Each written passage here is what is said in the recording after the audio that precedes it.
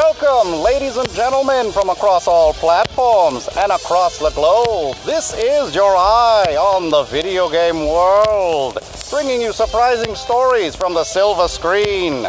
Oh, look, there's Lara Croft, bringing on her new gown as she swangers her party for the release of her new movie. Hope your flick's quite the adventure.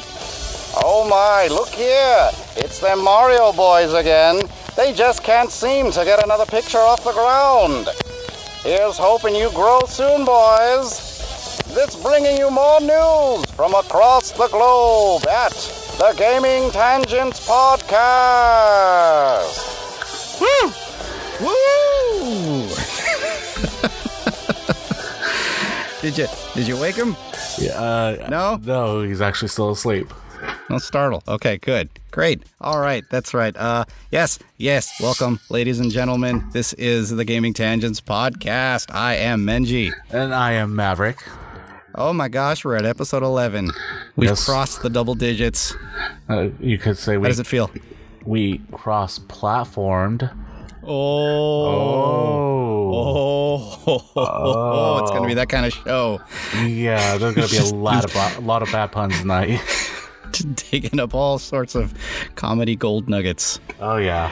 Oh, man. So, how you been? Been good. It's been a very different kind of week for me this week because I'm on a new schedule, which I think I saw started last week. No, I started this week. And I actually get off work with other people now instead of when everybody's already home. Oh, you used to get off by yourself? Yes, I got off by myself. Setting up them low balls.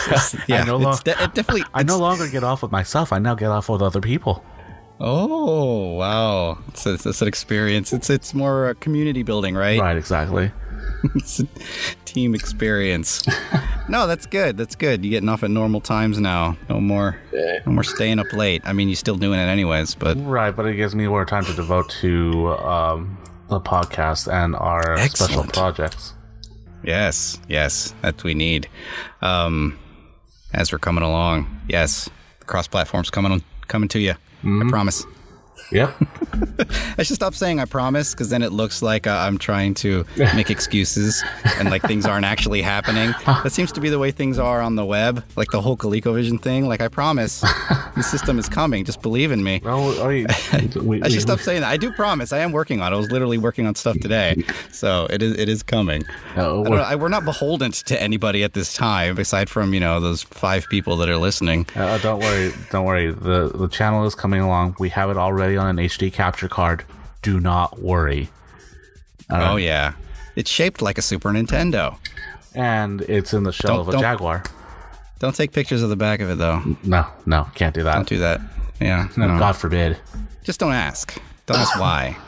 Never ask why. No. Cool. Go on. Anyways, yes. What do I go to? How am I? I'm good. Oh, yeah. Thank you for asking. I did not ask you. How are you doing? We're going off script today. Yeah, we are. Not that we've ever had one to begin with. But, how am I doing? I've been doing all right. Playing a lot more retro stuff today. I tell you what, today I was playing Mega Man 2 with my little one. Mm-hmm. And he was getting a kick out of it. Like, he was Mega Man for the rest of the day. Any game that he would play, he's like, "Oh, I'm Mega Man now." If like a picture of Mega Man showed up for whatever reason, he'd be like, "Oh, look, it's a picture of me." You know what? I can see him doing that. Yesterday, he knew nothing of Mega Man. Today, he was Mega Man all day long. And you were afraid that I was going to get them into Mega Man. I know, right? Yeah. I needed the footage, and it was just me and him today because my oldest went to school this morning, and so it was just the two of us. And I was like, well, it's a good chance to show him some classic games and knock out some footage as well. And so he was getting a kick out of it. Like, I finally had to stop because I was getting tired because that game's hard. Well, As we all know. And it's after a while I had to stop, and he was kind of upset that I had to stop. But I was like, I can't do it anymore, man. I can't do it. But were you playing on the normal difficulty, or were you playing? I don't think I've ever played that game on expert. You know, expert's just technically the standard mode, right? Well, yeah, that's what I've heard. Yeah, because I remember when I got the Japanese reissue for PlayStation, I was like, where is normal mode? Turns out that was added to the American version. What, so it just says expert mode and that's it? No, it just says game start. Oh, okay. Yeah. wouldn't you have asked where's hard mode then?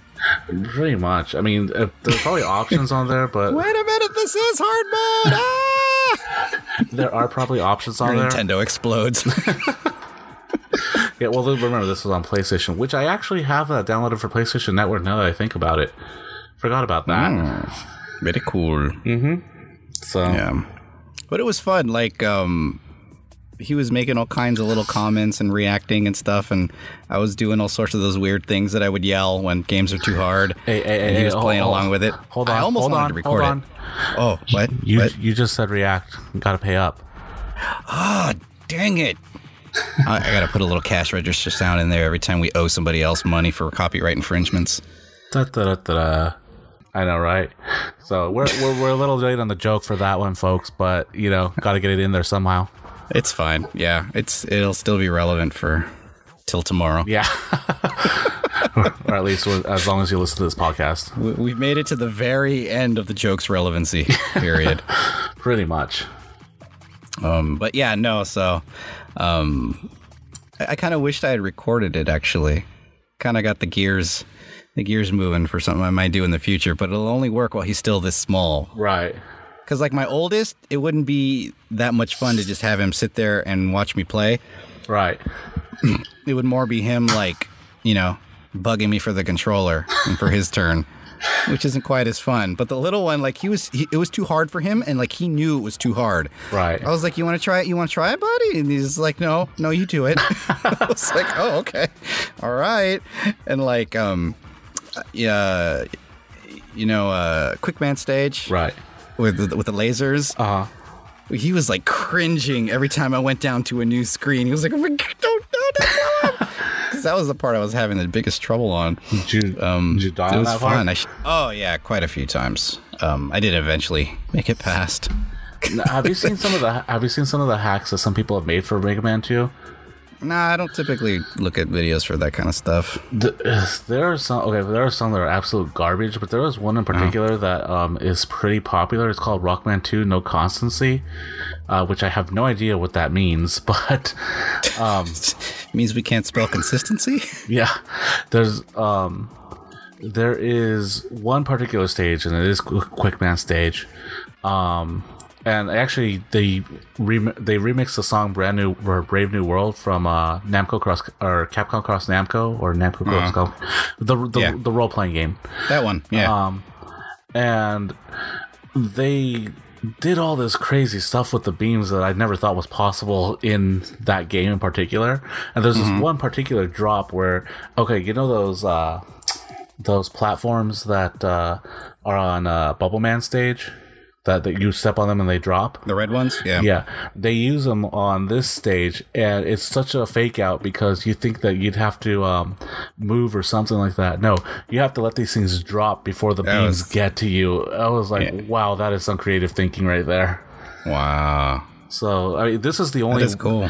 If you don't look at any other Mega Man 2 hacks, and I'm specifically saying Mega Man 2 because there's a really good Mega Man 4 one there too, at least check out the video gameplay for this Rockman No Constancy, because they did a pretty good job of this one. Yeah, maybe I'll check it out. Yeah, but otherwise, I was going somewhere with this and I completely forgot. Oh, I figured that was the end. Yeah.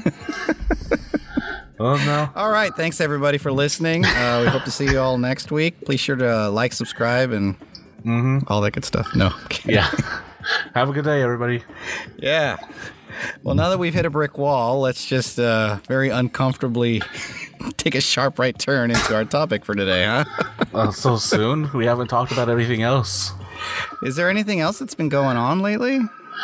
You know, there's probably has been, but I've been so focused on like this new work schedule that I actually have not been paying attention to gaming news lately.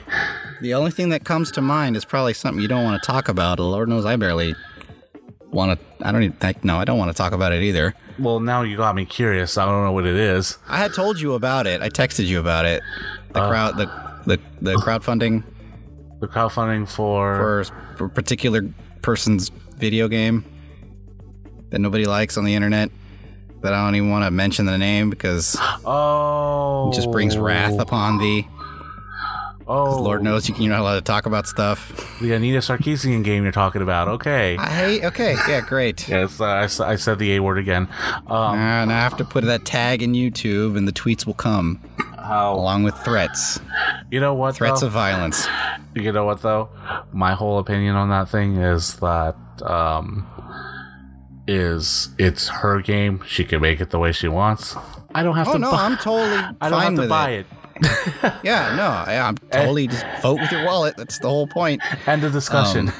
Yeah, no, my whole thing with this is this. I already see that if the game comes out, and games like this that are usually built to if it's what it seems like, if it's going to follow her MO and be just real like force feeding of her values down your throat, and her ideology down your throat, games like that never do well. Just like Bible games, like they never do well because they're just constantly shoving. They're not creative with their way in storytelling. They're just real ham-fisting it to you. And so when the reviews come back and they're like, it's not a very good game. It's just going to turn into this whole thing. Well, it's because we made it, and it's made by girls, for girls, kind of a thing. That's the reason why you hate it. And so this is just going to be a lose-lose situation for everybody. This is true. You know, I mean, this is my actual fear of this. Not so much that she's coming out with them. Again, like I said, she wants to come out with it. She wants to make it her own thing. That's perfectly fine. I'm the same way. I'm the same way with this whole conversation. Like, a lot of people are always like you hear the stories about girls, how like they grew up and there were no, like, why wasn't Link a girl? And stuff like those kind of stories. Like, I get it, I understand, but those people made those games. Like, make your own, and if it's good, I'll play it. I play female-led character games all the time. It's never bothered me. It's just right. But see, my concern is this, or I have a couple of concerns. If the game is actually good, is it still going to be trash simply because of the name attached to it? You know? Which could happen. But I know it could happen. I can see it happening. That's the thing, because well, to what extent? Because like all games get trashed by somebody, no matter how good they are. Right, but it's the internet. A person with her reputation. Reputation, I guess, is the best way I can say. A person with her kind of reputation, I can see that just snowballing into something. And I could be wrong. It could end up being nothing, you know? But, you know, there's that. The other thing is that if it's a bad game, then it's going to be some kind... Then all of a sudden... You're right, it is a lose-lose situation, because then if it's a bad game and it gets bad reviews, we're being... You know, the male reviewers are going to be all sexist. You know, Yep. So it's kind of like, okay, what do you do? So it's kind of like, again, that's my worry, because I've already seen like 2 articles published about how they met their goals, and I'm like, my first thought is, oh great, you're already making a big deal out of it, right? So it's no matter what, it's gonna turn into a divisive topic, right? And I guess we've brought it up now. Well, we brought it up. I mean, I'm not... I don't agree with the woman. I'm not here to trash her. I'm just being realistic about the situation. And unfortunately, that's probably it. I mean, we could probably get shit for what we're saying right now, but you know what? It's fine. It is what it is. Our viewpoint, I'm pretty sure yours is right along line with mine, is that her methods are typically slightly vile, especially not even just her, but the company that she keeps. Some of those people are even worse. And And so to kind of to not approach this with a bit of cautiousness would be a little irresponsible on our parts. I know, and so that's why, like, it's just people are gonna act like it's the end of the world. Oh my god, she's making a video game, blah blah blah. But, right. You know, I don't agree with her methods. I don't even think she does complete research on things, because I've seen mistakes on the videos that I've caught. Right. Nothing major, because I can't really speak for a lot of them, because a lot of the games she's talking about I've not played myself. But like on the ones where she's talking about Super Mario Brothers, you're and a everything. Man. You're a man. All you play are these man games. Right. And so that's really all I can base it on, based on what she said on that. And I think her methods are, you know, it's been said before that she has a preconceived notion that she tries to back up, you know, with the information that will fit that view. Yeah. But anyway, I mean, when it comes down to it, my main concern is that it is exactly what you said. It's going to be a lose-lose situation, you know. And again, the game could be one of the best games out there. It could be a Game of the Year material, but because of a person with her kind of reputation, yeah, it's probably going to get a lot of trash. I mean, yeah. If it was good, if it was good, it's not going to get that feel-good movie ending, right? That you would think, like, you know, this is actually pretty good, and you see scenes from people all across the world. People all across the world being like, oh, "This game's actually really good," and I've thought about things the wrong way. Like, it's probably not gonna go that way. My whole thing when I saw the articles, I basically kind of shrugged my shoulders, and I'm like, "Do what you want. I just hope it's good, right?" And not Bible games on the NES. I don't think it'll be that, but we'll see. I mean, we have to see how it turns out, you know. Give the girl a chance, but like I said, it's just a double-edged sword, and I can just see, you know, I can see a shitstorm, you know, just ready to come raining down on us, you know. Yeah. And if it's terrible, I'll just go back to playing Child of Light. I don't know. Knowing me, I can't even get into a lot of the modern games that are out now, so I don't know if I'd be able to ever get to that game. You know, and plus I get stuck. I get stuck on some of the stuff like, what haven't I finished yet? Oh, look, Parasite Eve. There it is. Okay, I'll play that. Are you serious? I have not finished Parasite Eve. Okay. For as much as you rave about that game? Okay. And you've had it for God knows how long. I've had it. I've had it since its release. It was a birthday gift to me, and I got all the way to Eve, the final battle with her. Okay. She turns into a butterfly at one point, and I cannot aim to her. Nobody suspects the butterfly. Right. I cannot aim to kill her to save my life, and so. After trying for weeks... Like a literal 2-scale butterfly? No, it's not a 2-scale butterfly, but I mean, she like sprouts wings and everything like that. And she's just flying, and sometimes she'll go up in the air, and I was like, okay, do I need a rocket launcher or something? I don't know what to hit this girl with. And the thing is that I had that habit... Okay, remember when we first started playing RPGs, you and I, there was... we only had 4 save slots. Remember, we used to share those. Save 1 was mine, save 2 was yours, and we had it all color coded and everything.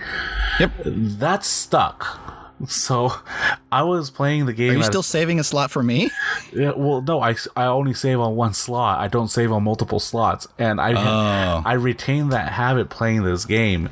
And I saved at the beginning of chapter 5, or at the end of chapter 5, I think it is. Where it takes you directly to the battle with Eve. I cannot backtrack. I cannot go upgrade my weapons. I cannot go get any more potions. I pretty much stuck with what I got, and I gave up. Oh no!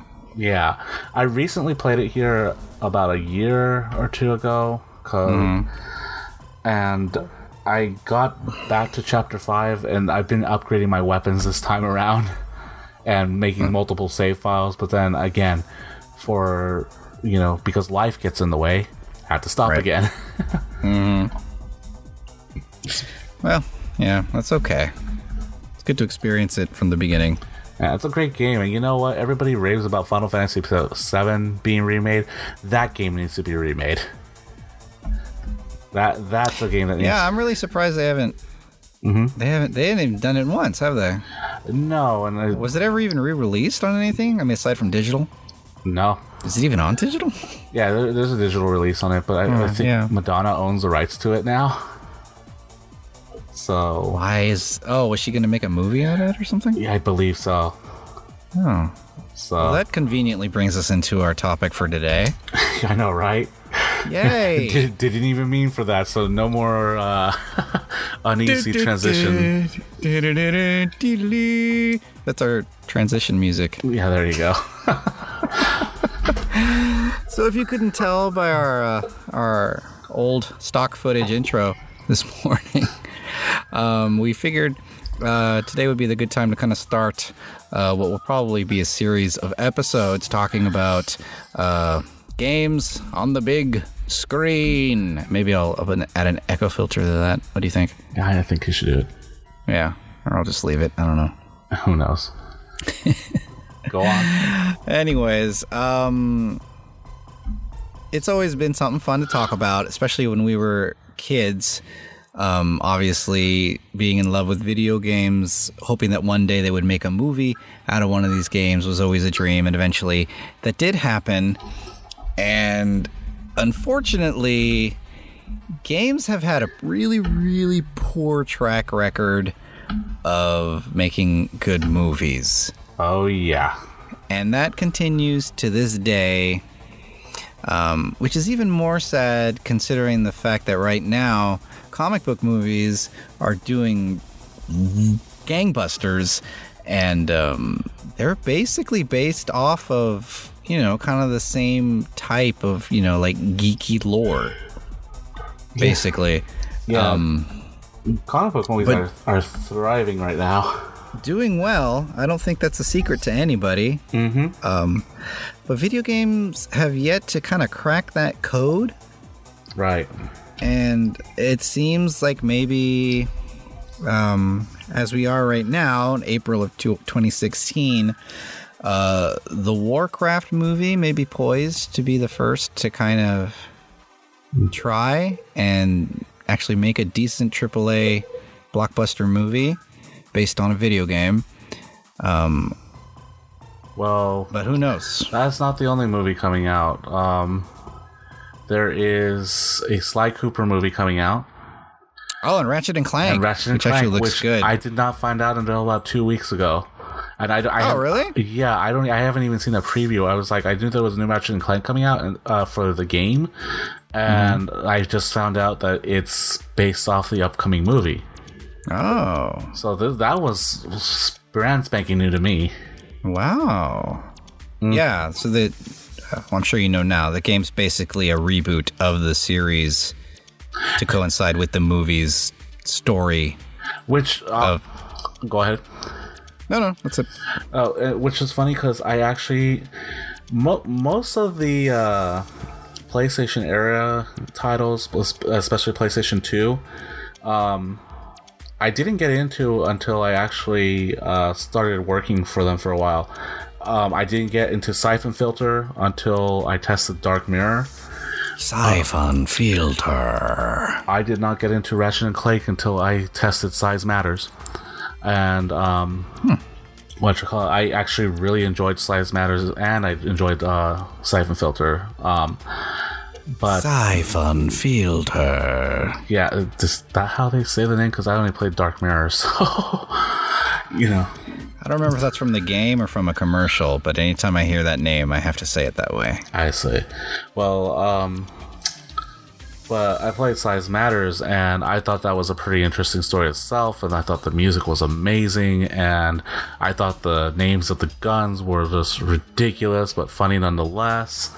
And so after that, I actually ended up testing another Ratchet & Clank game, the PS3 one, Tools of Destruction. Which was also pretty good, and I was like, this is a series I'd like to get into. But by that time, that was the 5th game in the series, and I'm like, well, I have 3 other games to catch up with, and games aren't as short as they used to be when we were kids. No. In fact, I think that's next on our list of podcast topics. Yeah, that's. I don't have the time to invest in all of them anymore. You know, I don't know how people do it. Quite frankly, neither do I. At this point, except for these professional gamers who seem to do it for a living, I still don't understand that. But it'd be nice if I could get some money for doing that as well. I need to talk to Mountain Dew about a sponsorship. Maybe that'll do it. I don't know. But they'd be having you play Call of Duty. Oh, yeah. I don't know if you want to do that. Never mind. But otherwise,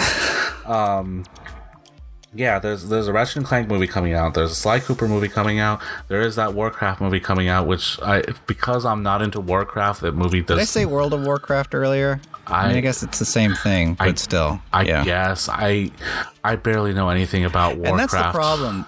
I mean, it's not a problem, but all 3 of those titles, as popular as they are with their fan base, they're still fairly polarizing. Like, there's plenty of people who've never played Warcraft, you and I included. There's plenty of people who don't know what Ratchet & Clank is.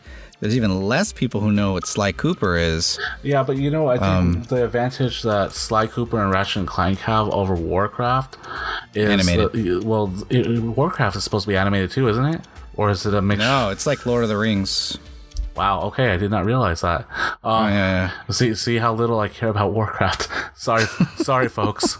But yeah, Ratchet & Clank and Sly Cooper are animated, and they look like they can be geared towards children. Even though Ratchet & Clank almost all of them were teen-rated games. And then Sly probably because of the guns.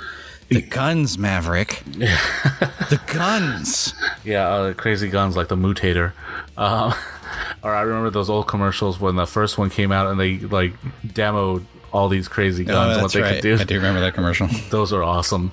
But yeah, all those games were teen rated, and then Sly Cooper was were all E-rated. But at the same time, they're also being made by they're both being put out by Sony, aren't they? I know Sly Cooper is, but is Ratchet & Clank also? Because I know that's technically it's published by Sony. It is. Ratchet & Clank is the same guys that did Sunset Overdrive, so they're not Insomniac. Yeah, they're not beholden to Sony, but I believe Ratchet & Clank they leave for Sony only. I don't think they'll ever actually leave Sony. Well, yeah, Ratchet & Clank, I believe, is a Sony property. So, okay, so there you go. But they're developed by Insomniac, who's not a Sony subsidiary. Right. So, yeah. But either way, they're being put. I mean, both games are put out by Sony, so it makes sense for them to put it out. Right, they got their own movie studio, they got their own game company. Why not? Yeah, my only surprise with Sly Cooper is that it's a CG movie and the games were all cell shaded, all use cell shaded graphics, so they look more cartoony. So I don't think anybody could ever sit through an entire cell shaded movie though. I don't know. It works in video games. I don't think it would ever work on the big screen. Right. Yeah. And I think there's actually, speaking of Sony, there's also an Uncharted movie that they've been trying to put out for God knows how long. Yeah, still no word on that. I was listening to Grace Randolph the other day, and she said that still doesn't have a cast or a script. Oh. So yeah. Yeah. So still trying. So where do we want to start? Just earliest memories? Earliest memories I have is watching a video game movie with you, which was Super Mario Brothers. Yeah. And remember how excited we were over that one? I guess there's no better place to start. and how much we went in and we were trying to tell ourselves it was a good movie. Oh, we tried to convince ourselves, despite our better judgment, despite the fact that we knew that whatever those giant walking turds in trench coats were, they were not Goombas. Yeah. And the fact that the only references to mushrooms was little bits of fungus growing on bars. But at least they've referenced them on like another video game, Final Fantasy. Okay, I'm gonna pick that up, put it in the back of the room where you can't see it. I'm gonna cover it with a blanket. It's just gonna be there. Let's backtrack. We did enough of that last episode. Right. Okay. So yeah, they at least reference them. Yeah. Okay. So I mean, it's probably a good place to start. Now, obviously, for a lot of people who listen to this show, most of you are already well versed in video game geekery and all that stuff, so you know about the infamy of the Super Mario Brothers movie. Everybody knows how terrible it is. I mean, it's so good it's bad, kind of terrible, but still terrible. The fact that Bob Hoskins and John Leguizamo literally had to get plastered on set just so that they could finish. Like, everybody knows these stories. We don't have to get into all of that. But it's a good encapsulated idea of how movie studios thought they should handle video game movies for a good decade or so, I would say. So it's probably a good place to start because, yes, it's pretty much kind of, albeit, granted, yes, not the first video game, but Super Mario Brothers is considered by some to kind of be the first quintessential video game. Right. At least as far as consoles are concerned. I would say Pac-Man is probably the quintessential video game in arcades. So Mario Brothers is the first quintessential console game. So it makes sense. Let's talk about our first video game movie memory of Super Mario Brothers. It sucks. And honestly, next movie. Moving on. Yeah, go on. But no, so everybody talks about how much it sucks. So let's get into why did it suck? What went wrong? What would we have done better? And we'll try and apply this philosophy to other movies as we kind of move on down the line here. So, what went wrong? The same thing that went wrong. The same thing that goes wrong with every other video game movie, Pinky. Try to take over the world. Brian? It doesn't follow the source material. No, dear God. Well, let's start at the beginning. Okay, so we found out the movie was coming out. And pretty much the only thing that we know about it is that it's going to be starring the guy from Roger Rabbit and John Leguizamo, who I don't think we knew from anything at that time. Actually, I knew him from, he had a very short-lived TV comedy show called House of Buggin'. That's the reason why I knew who he was. Wow. All right. I kind of followed him a little bit later. There's another really terrible movie that he made that for some reason I love called The Pest. But that came afterwards. I forgot that even existed. It's a horrible movie, but I have very fond memories of it, and so I actually really like it. Ah, okay. Right, I bet you like Spawn too. What? No. God, no. No, I didn't like that when I saw it. You know he's in that one too, right? I know he's the clown, I know, but no. You're throwing me off track.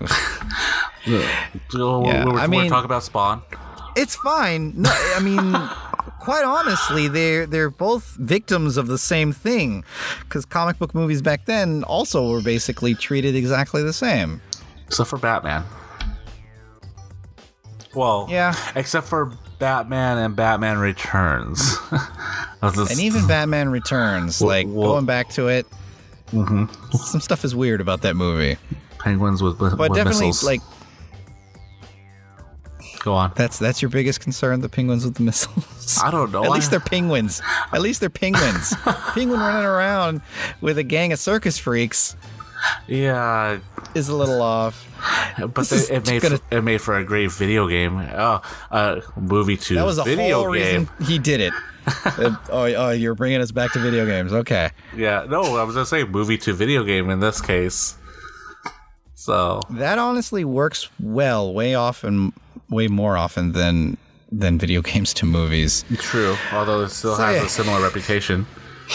So that's all we knew. I remember when we first saw signage popping up around the city, and it's basically the same video cover you see for the movie today, where it's them standing leg to leg, making an M shape in front of the shape of an M.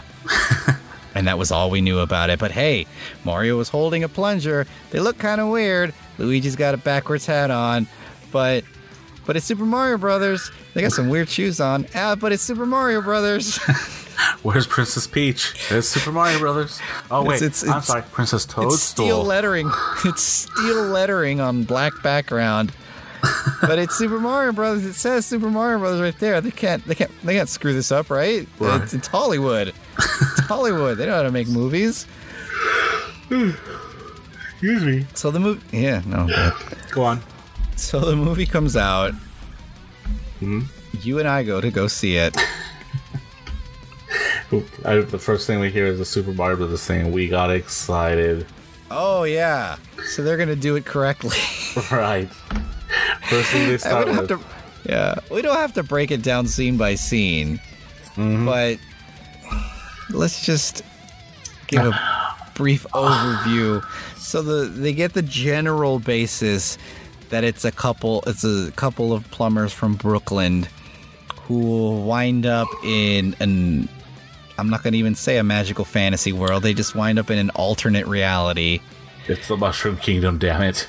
No, it's an alternate reality where people evolved from lizards instead of monkeys. And for some reason, that leads to this weird dystopian world.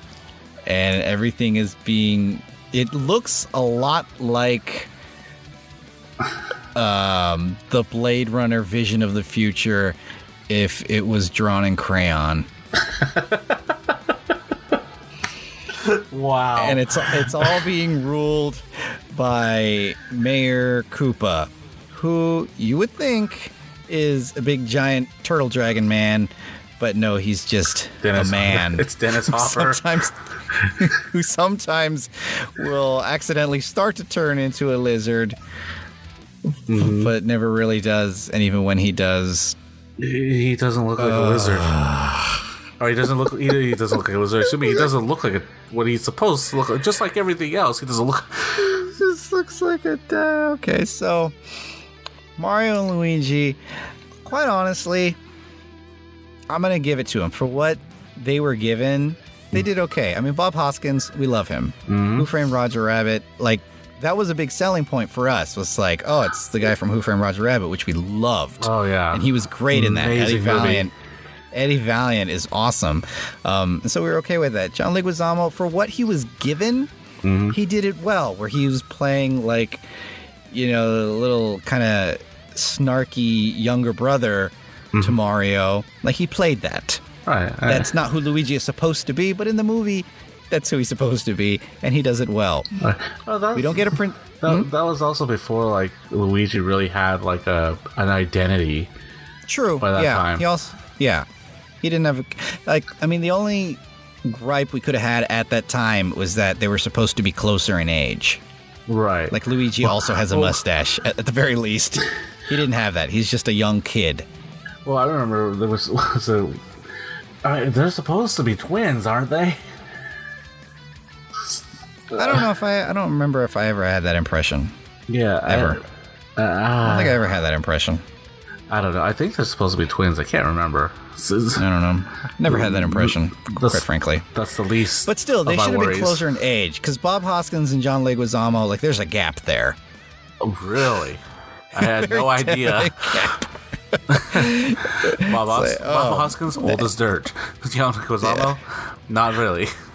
Still alive. Still alive. So we lose Princess Toadstool. Right. Instead, it's Princess Daisy, and she just looks like, your atypical paleontologist. Samantha Fox, dude. No, but I just mean the way she looks. She's just got the khaki jeans, the vest. Oh, I know, but she looks like a paleontologist. I know, but it's Samantha. No, she was cute. Yeah, okay, it's she was Samantha cute. Fox. We understand. She gets points for that. You like cute girls. What? You like when there's cute girls in movies. We understand. Yeah. It's fine. Yeah. I mean, by the way, Jennifer Garner, call me. She don't look like no princess. She doesn't even know who she is at the beginning of the movie. She is just a paleontologist, I believe. Mm-hmm. Digging around under Brooklyn, of all places. You remember this movie way better than I do because, you know what? I saw this movie. But I don't remember why she was digging, and I don't remember how she got in cahoots with the Mario Brothers. You still remember it better than I do because I saw this movie about 2 years ago, and I still don't remember it. Oh, wow. I definitely saw it much longer than that. She does get captured. Koopa sends somebody. There's a dimensional rift in a wall down where she was digging. Mm-hmm. Koopa sends his two... Oh, yes. Iggy and what's-his-face aren't Koopa kids. They're just... that guy from Short Circuit and somebody else. Yeah, whoever they were. Whoever they were. I didn't even realize one of them was named Iggy. Yeah, one was Iggy. I forget who the other one was, but they were both one of the Koopa kids, but they weren't the Koopa kids. They were just like his henchmen. Nice. Which is what they are considered now, by the way. Oh, I guess, yeah. Which I guess they were more forward thinking, I guess, at that time than we knew. Yeah, which saddens me very much. They'll always be Koopa kids to me. Yeah, me too. Mm-hmm. So they pull her through to their world. Mario and Luigi see it happen, and they go chasing after her, and that's how they wind up in, Crazy Town, New York. Right. And then insanity ensues. Like, there's taxi cab chases and jumping with big mechanical boots and a big giant sassy black woman who's supposed to be a fish. I forgot about that. And Bob-ombs are wearing Reeboks. Bob-omb was about the closest thing to that. That was the most accurate thing in the movie. I mean, aside from the fact that, of course, they were much smaller than Bob-ombs are supposed to be. They're just little itty-bitty wind-up toys. I don't understand. I actually liked that change, that they made them these little itty-bitty wind-up toys and they still cause, like, huge explosions. Right. I thought that was clever. Right. And to this day, that's pretty much the only that's the only memorable I can give the whole movie. That really is the only memorable thing, because I remember Toad being like some street kid with like he's like a guitarist or something. He's just a rambler, yeah, just some guy you'd see in the subway playing his guitar. Yeah, and then he gets arrested along with the Mario Bros and gets turned into a Goomba, which Goombas are just these giant snot demons in trench coats. Right. So, go figure. Now that I think about it, you mentioned the whole thing about it being like this dystopian New York and everything. You know what came to mind? Old New York from Futurama. I don't know why. It does look like that because it's like constantly nighttime there. Yeah. So you would think it's underground. Yeah. Yeah, I could see that. Maybe that's where they got the idea from. Could be. Mario Bros. Laying the groundwork for future work everywhere. Exactly. Yeah. So I think what was Koopa's okay, so Koopa, first off, played by the late great Dennis Hopper with really strange hair, which I guess is just I'm guessing the purpose of that hairstyle was to make him look more lizard-like. Yeah. And it just looked weird. So his whole plan is he hates the people that evolved from monkeys, and so he wants to do something to be able to open the dimensional rift bigger so that he can go and take over our world. Dear God, you have a really good memory. I did not remember any of this. Go on. Wow, I saw it a long time ago. And so they have to stop him. I don't remember why. And Yoshi's in the movie, and he's just like a miniature velociraptor. He looked like a reject from Jurassic Park. He really did. It's like, hey, you get that one over there. He did a terrible job bringing him to this movie. There we go.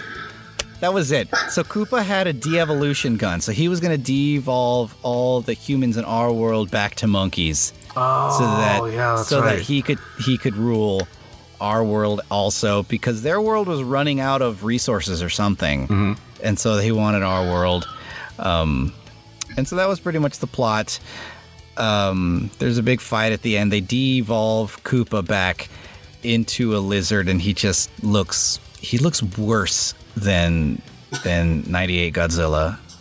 I don't even remember what he looked like. I just remember he came out of a bucket and yeah, he came out of a bucket. He just looked like a big blob with teeth. Yeah, it was bad. That's not Bowser. I think we came out of that. Oh, that was good. That was the best movie ever. Even after we saw it, we wanted to like it. We were in such a We saw it again. We were like, oh my god, they're going through a frozen pipe on a mattress. This is amazing. Right? This is amazing? Question mark? Kill me. I know I at least saw it one more time in the theaters because I was like, oh, it's so good. I think I actually asked my mom to take me to see it again. I was like, that's so good. Let's go see it again, Ma. It's good. I promise. I think I went to go see Gremlins. I should send her a card about that, actually. Thank you for taking me to see Mario Brothers again. I shouldn't have put you through that. After everything else that's gone through in my life, it's this movie. I'm sorry. Dear Mom, thanks for ruining my childhood. I'm the one that begged her. I need to apologize to her. Oh, yeah, that's true. You owe her an apology. Sorry. Good Lord. Yeah. So, here's where this movie tries to think it's doing stuff correctly. And that's just name dropping for an hour and 20 minutes. Well, yeah. I mean, you think, okay, well, there's a reference to that. There's a reference to that. Still more accurate than Final Fantasy. Okay. So, back of the room, under a blanket, remember? Got it. It's there. Okay. So how do you remember this movie as far as it attempting to be accurate? Terrible. Quote unquote. Terrible. I tried watching it. It was, again, I watched this about 2 years ago. And wow, I cannot remember. Not 2 years ago. I'm sorry. It's been a couple of years, but I saw it recently because my son's mother picked it up for him when he was younger, and so we watched it together. And I was watching in horror. You know, for him, you know, as young as he was, he thought it was cool. Yeah. For me, for me, it was like watching The Ring. You know. Son, we're gonna die in 7 days, son. I'm sorry. Yeah, for every person turned into a Goomba, I got a phone call. 7 days. So yeah, stop calling me. I just I don't remember it. It's that forgettable for me that I don't remember much of anything that happens in that movie other than Luigi is annoying, Mario is old as dirt, you know, which is why Luigi gets the girl, because Bob Hoskins and whatever you said her name was, like, that would have been weird. Yeah, Samantha Fox. That would have been really weird. Yeah, and then, uncomfortable. And then the fact that it wasn't even it was Princess Daisy, and that nobody. I to this day I wonder, was that a coincidence that they named her Daisy? Because the only game she had been in at that time was Super Mario Land, and while Super Mario Land was big, I don't think it was that big to where movie producers would have known about it. Since they got everything else so accurate in that movie. I gotta wonder if it was just because it was on the Game Boy, and so they could do their quote-unquote research on the go. That could be. And so they're like, oh, okay, so the princess's name is Daisy, all right. They go through Egypt, okay. He flies the spaceship. All right, this guy's all over the place. We can just do whatever we want. You know, that is a possibility. So it would make a little bit more sense. Stupid, but a little bit more sense. They might as well add Tatanga to the game then. So, you know, because it's like, hey, you know, we're following everything else from Super Mario Land. Why not that? But that's not exactly what they did, because of course they got all the. They didn't even do that. Yeah, no. Aside from Daisy, right? There wasn't anything that was from any game. None of the games. I mean, and they still had Yoshi, so he had already gotten up to Super Mario World by the time this game came out. Right. I even remember being in the theater, and at least the children knew that who he was, because we were what preteens when that movie came out, and wow, maybe a little younger. I just remember the younger kids. Oh, it's Yoshi! It's Yoshi! You know, everybody got all excited and everything. And I was like, okay, yeah, cool. It's Yoshi. It's Yoshi. He wants to bite your hand off. He doesn't make that noise. You know, but doesn't make any but on. That was before he would just say his own name. You know. Yeah. So, Richard. Yeah, that noise. That's going at the end of this podcast, by the way. Anyway, Richard? Yeah. Okay. Anyway. It's a good thing I'm editing the episode. Ass. So, yeah, I don't know. Honestly, I think that movie would have benefited from being an animated movie. Absolutely.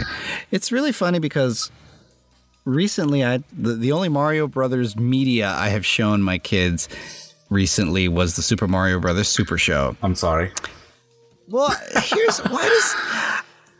so rewatching it again, I was thinking, why does everybody rag on this show?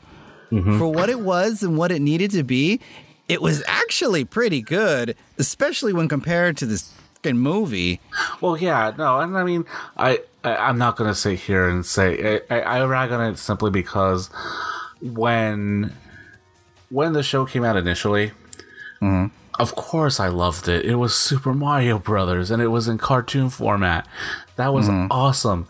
But I hated that they mixed the Mario 2 universe with the Mario 3 universe and didn't even acknowledge warps. See, well, this is you mean Mario 2 and 1, right? Or Mario 1 and Mario 2, yeah. Because when Super Mario 3 came out, it was far more accurate to that game than well, I mean, there was all kinds of other things going on there. And I'm sure the movie producers didn't give a crap about how there was a US version and a Japanese version and all this stuff. Like, I could totally forgive them that. It's fine. Mm-hmm. But for as weird and Saturday Morning as they made it with the whole Captain Lou Albano live action parts and all of that, it was still it still had a slight reverence for the source material at the very least, which this movie didn't. It would use music from the game. It would use sound effects from the game, even in really weird places where it seemed like they wouldn't, but it would fit. Right. Like the weird running noises and stuff like that. I was like, oh, that's cute. Like they would still do that. So I still will watch it now on Netflix with my kid, and I'm like, you know what? I mean, for as dumb as some of these stories are, like, cowboys in the Old West and driving steamships and stuff, like the stories are dumb, but there was still like they kind of cared about what they were doing. Right. You could tell. I mean, it's not a terrible show by any means. It's just I get me and consistency. Yours is you're just ripping on the accuracy at this point. Which let's get back to this movie and its accuracy. Oh, but I'm Thwomp owns a club. But he owns a nightclub. Thwomp was in it. See, I don't remember any of this. No, he owns the nightclub. The nightclub is named Thwomps. Oh, Jesus. Where they meet Big Bertha, who is not a giant fish, but in fact a big black woman and with a red spiky dress on. With some sass. Very, very spiky. She got some sass. Mm-hmm. And she want that Mario booty. Yeah, but see, that's the thing. The movie was so forgettable. See how much I remember from it? And again, like I bring it up. I saw it just a few years ago. I still don't remember anything from it. I find that funny because I'm pretty sure that second time that I saw it was probably the very last time that I saw it. But within the last 2 years, what I did finally watch, just for a chuckle, because I really wanted to see how it was the Double Dragon movie, which came out. Oh, God. After that. Yeah. That was within the last 2 years, and I already don't remember anything about it. That wasn't a great movie either. Aside from the fact that it was stupid. The best thing that movie had going for it was Alyssa Milano. And even then, cute girls are in movies, Maverick. Cute girls are in movies. Go figure. And even then, she didn't look too great with the short blonde hair. Yeah, no. No. But you know what I find interesting, again, going back to... It would have been better if somebody came up at least once and punched her in the stomach. Right. But, nope. No, we needed that little bit of video game violence in there that somehow got through Nintendo censors. Be accurate about something. Call the guy Bimmy, for Pete's sake. Or, I don't know. Was Double Dragon 3 even out by that time? I don't know. I don't know. But, you know, again... It had a medallion in it. Who cares at that point? Right. And the only thing I think that was worse than that was the cartoon, which I remember watching one episode and I was like, no, I can't watch this. I was like, I do not like the designs. I do not like that Double Dragon 5 was based off this cartoon. And that's right. I remember that. But the movie, the funny thing is that the movie got its own game spin-off. So it was Double Dragon? Yeah, the excuse me, and on Neo Geo of all systems. That fighting game is based off the movie? Yeah, the last boss is the dude from the movie. That one dude. That guy. Who's in those movies? Shuku, I think it is. Shuku, I think was his name. Sure.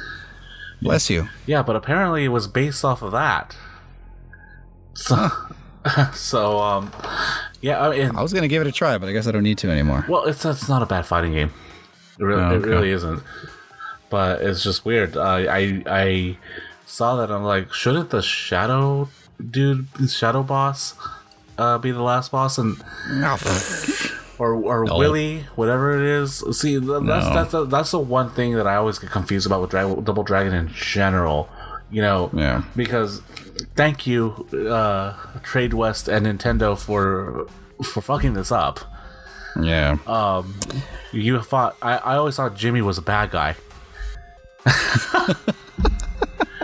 That's why when he was the second player in the second game, I was like, did they make up? He turned on. Why did he turn on me? I don't understand. Right, exactly. You're my brother. But yeah, no, I remember that's Anakin. What? Oh, sorry. Yeah, no, that was another movie that what could we? I don't see. Well, let's go. Let's backtrack. I'm just gonna. Double Dragon is where it is, in the trash bin where it belongs. Let's leave this with a movie that at least, a game that deserved a movie. Wait, Mario Brothers. What could we have done there? Animated. That should have been animated. Now, here's one argument that I do want to stray away from, because this argument can be used for pretty much every game we're going to talk about here. There was an anime about it that was better. There is a Super Mario Brothers anime, but that one's also weird because he's playing a video game and Princess Peach and everybody comes out of the video game asking him for help. So that one wasn't all that good, although it looked like Mario Brothers at the very least. Right. No, and I'm not even referring to the animes that they had for it. I'm just saying they should have just animated the movie, because I don't see that working in a real world scenario. No, and this is still at a time where you could, make 2D animated movies and people would actually go watch them. Right. Well, so it would have been... I will say the one thing that surprised me is to hear about the movie was that Disney was involved with it at one point. Mario Bros? Yeah. And I'm not surprised. In fact, I think I heard that exact story, and that they pulled out once they found out how shitty it was. I think it was the level of violence that was in the movie. Oh, wasn't that it? So I think that's what it had to do with. So yeah, I mean, that movie just had a crazy production history to begin with. So, and that would be Nintendo's last foray into the live action movie market, but.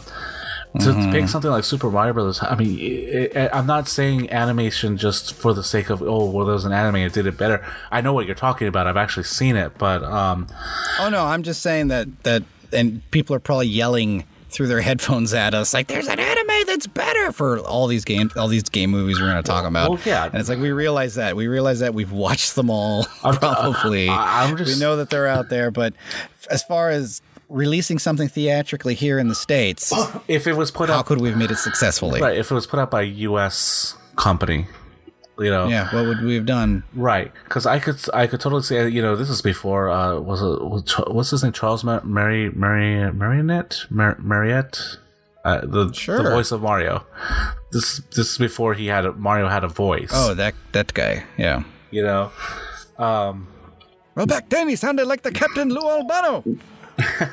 But you know, they probably would have done better if they had just made a full-length feature Super Mario movie based off the cartoon. You know, Absolutely. because that would have made more sense. Seeing how that was compared to like the gaming and whatnot, I probably would have been disappointed in that. But then, because you know, it didn't look like the Mario drawing, like the blue eyes and everything.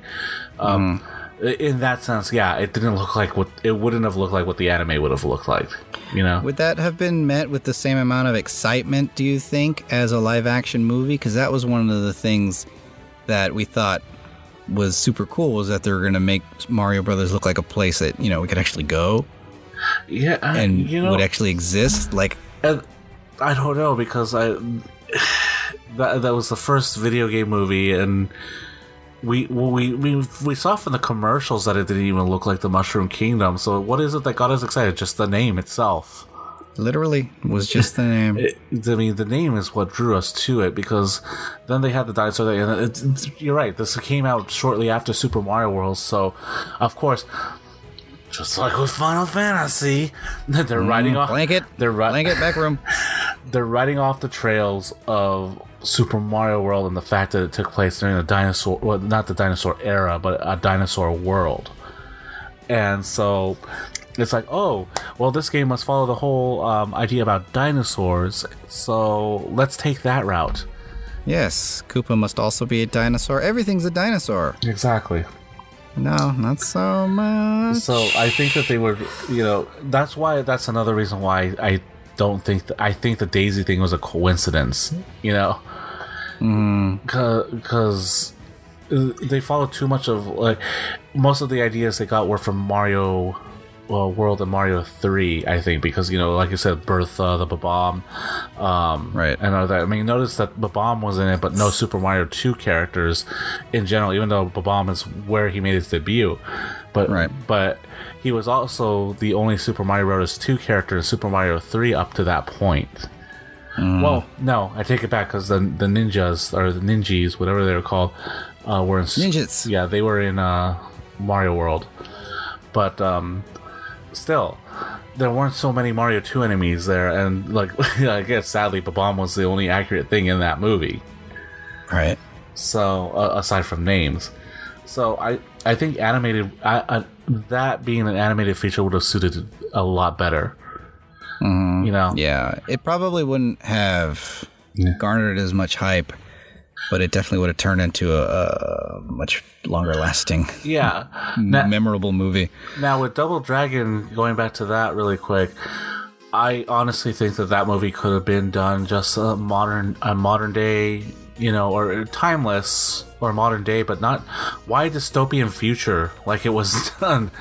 That's all we were doing back then, was just dystopian futures. After Blade Runner, like, anything that was supposed to be set in a world that's not our world was just this dystopian future of New York, always dark and cloudy, with, words that you can't read written on signs, like alluding to the fact that one day Japan was going to buy the entire United States.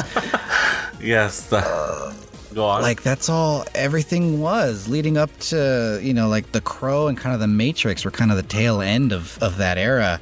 And I was like, thank God we finally moved away from that shit. Yeah. But everything was like that. If it was an alternate version of the US, that's the way they depicted it. Yeah, it was, and it was unnecessary in Double Dragon for sure. Like, that could have taken place in a modern day setting, or a timeless setting. Absolutely. You could have made it like The Warriors. Like, the movie The Warriors is all about gang violence in an inner city, without looking like it needs to, like I said, to be on, in The Crow or some universe or something like that. Right. Which by the way, I just saw The Crow. I saw that. A few days worry, ago. I had just only recently seen it too within the last few years. I actually liked that movie. Yeah, it was good. It was really good. I didn't think it was going to be as good. I probably wouldn't have liked it if I saw it when it came out because all the hype probably would have killed it for me. Right. Because it wasn't as good as people were saying back then. Mm-hmm. But watching it now that all that hype has died down, I can just kind of digest it on my own. I was like, yeah, it's pretty good. Oh yeah, no, I really liked it, and I very sad. Brandon Lee, I thought he was really good in the movie. I actually liked it better in this movie than he did in Ring of Fire. Not Ring of Fire. What was it? Rapid Fire. Yeah, I kept saying Ring of Fire. Sure. That was a different. All right, Johnny Cash. Martial artist. Sure. What you call it? But yeah, I saw The Crow. Off topic. Talking about The Crow. going back to it. Yeah, Double Dragon. There was no need for it to be set in that time setting. It was just completely pointless. And it's really sad. I think that's what ruined the movie. Yeah, because that honestly much easier to translate to a movie than Mario Brothers. Exactly. That should have been a no-brainer, and just like everything else back then, based on a existing franchise, they were like, "Nope, I got to change this somehow and make it crazy." Just because I need to make it mine. So magic, Double Dragon, the video game's never known for any sort of mysticism at all. It's just two guys running around town, beating the crap out of people and punching them in the face. Well, then again, if you want to get technical, I mean, I think the last boss of Dragon Ball 2 was an actual shadow boss. But the third one had to do with Rosetta Stones. So yeah, there was some magic involved, but still, even then... The first one certainly wasn't. It was just go save your girlfriend because somebody punched her in the stomach. Well, yeah, and the second one, which, I had never seen Double Dragon in action in the arcade. Double Dragon 2 in action in the arcades. Okay? Have you? I didn't even know it came out in the arcade. Yeah. It follows a similar plot to the first one, except instead of punching Marion, don't they kill her? They fucking gun her down. Yeah. I saw that for the first time, and I'm like, she just can't catch a break. Yeah. And I was just like, I just looked at her. I'm just like, wow, they murdered her. They just went straight for it. Right. Yeah, it was bad. See the bad guys like, why did we do this the first time? It's like, saved us a lot of time. Like, dude, this would have been a lot easier. Wow. Well, yeah. Oh, wait, guys, he's coming back again. Yeah. But no, you're right. In Double Dragon, it didn't work the way it did. Another movie that what's the next big video game movie that came out after that I can remember? Oh, please, really? All right, well, I already know where we're going next because it was the next movie based on a game franchise that we loved probably just as much as Super Mario Brothers when that came out, which is the game that brought us to where we are today with the cross-platform talking about fighting games and everything. That is, of course, Street Fighter 2, which managed to garner not one, but two shitty movies. Hey, I actually like The Legend of Chun-Li. Yeah. Let me guess. The girl's cute. Well, of course. It was Lana Lang from Smallville. I had to. It was a must. Maverick's barometer for movie quality. No, but I thought it had a better plot than Street Fighter because it didn't focus on 16 different characters. Just about anything could have had a better plot than Street Fighter 2. Or Street Fighter, or whatever the hell they called it. Let's start with the Van Damme movies. Okay, yep. With the Van Damme movies, like there was more than one. Not of Street Fighter, no. Yeah, no. That is a movie that I think could have been done live action if they had actually followed a lot of the plot of the anime, to be honest. Absolutely, although, wait, well, which came first?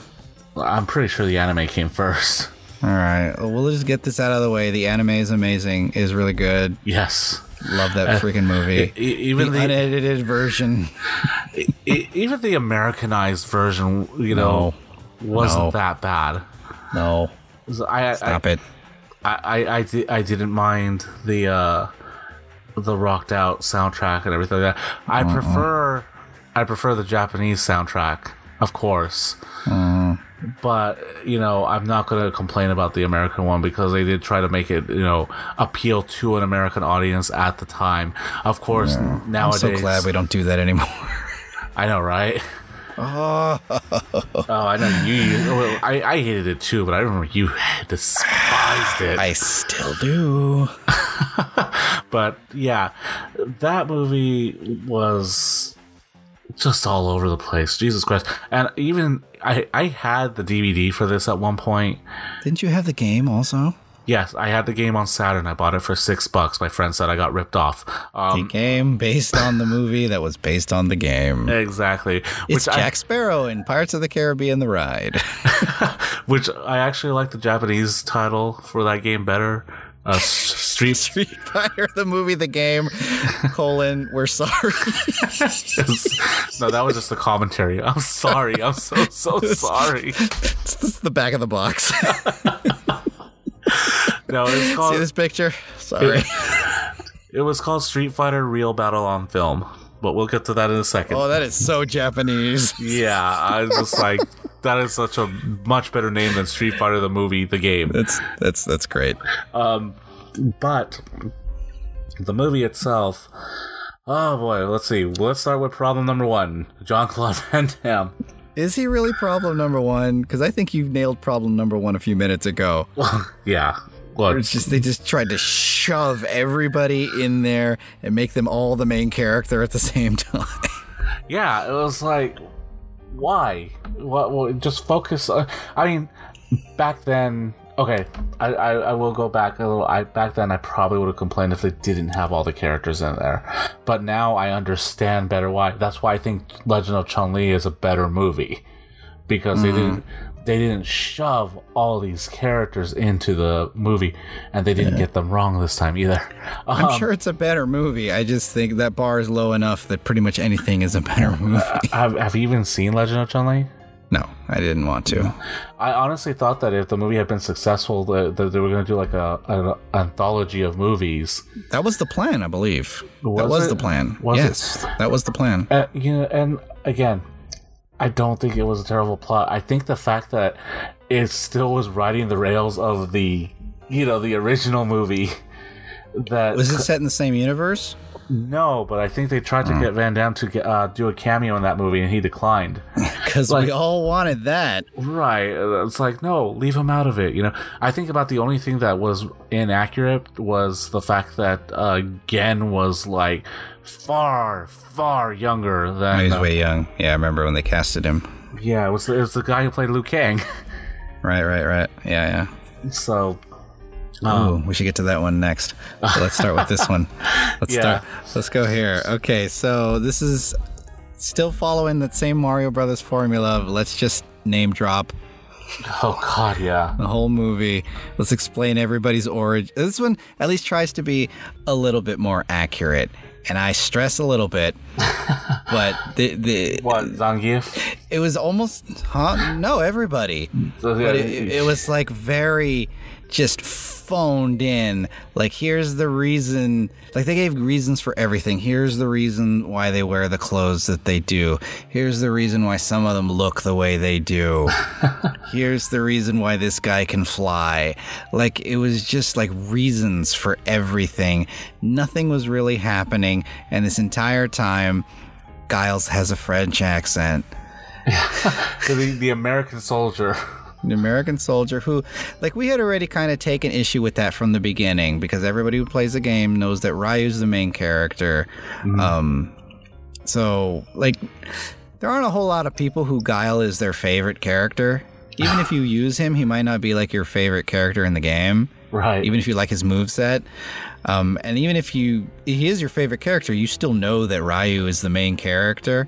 Right. And so making Guile the main character in the movie, it just, it really just felt like America. Like, we're just making the American the main character. But we were fine with it. We understood. Again, trying to appeal to American audience. Okay, and we got that even back then. We got that. Like, okay, fine, it's dumb, but whatever. Wait, Van Damme? Yeah, that made no sense. This is the only white guy that we know that can do martial arts. Is he really the only one we know? Right, and because he looked so much like him too. Oh yeah. It's like, why don't you just go ahead and cast Steven Seagal in the movie? He was big at the time. They should have. They could have made him Ken.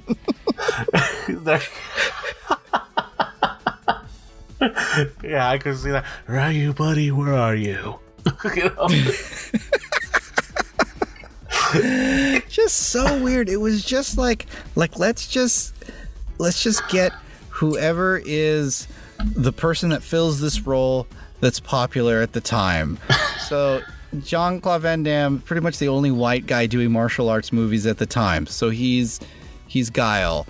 Chun-Li, we just made Joy Luck Club, so let's get Ming-Na Wen, because she's Asian, even though she's never done a martial arts movie ever. Why not? Right. Don't get me wrong, I love her and I still do, Agents of S.H.I.E.L.D., but... Agents of S.H.I.E.L.D., yes. Go on. So that didn't work.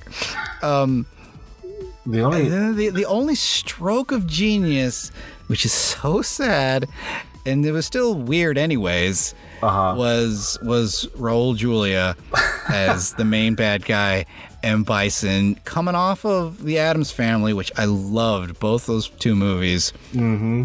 I know. Both those two. Like, I still haven't seen Addams Family Values, but really? No. Watch it. It's not that bad. It's very good. It's not as good as the first one, but it's still good. It still feels like an Addams Family movie. Yeah, I want to go back and watch the Addams Family. My son, he's getting into a lot of... He's very curious about horror stuff. I just told him about Gremlins today, and I'm gonna try to get him to see that, and and the Addams Family. I think he'll enjoy those. Those are good starter films. Yeah, totally. Yeah, absolutely. But going back to it, yeah, he is the saving grace of this movie. He looks like he had a lot of fun with it. He, despite the ridiculousness of this entire premise in this movie and how much worse they made it, he is acting his ass off. Right. And he is so much fun to watch, even with all the shitty lines they give him. Like, he puts his all into every single line, and it was great for us. Sadly, it was, his second to last role, if not his last role? I feel like he had one more movie after. I think he had like an HBO movie come out after that, and that was like his last movie. They refer to that as his last movie, and it's like, because of course some people view it as an insult that the Street Fighter movie is dedicated to his memory.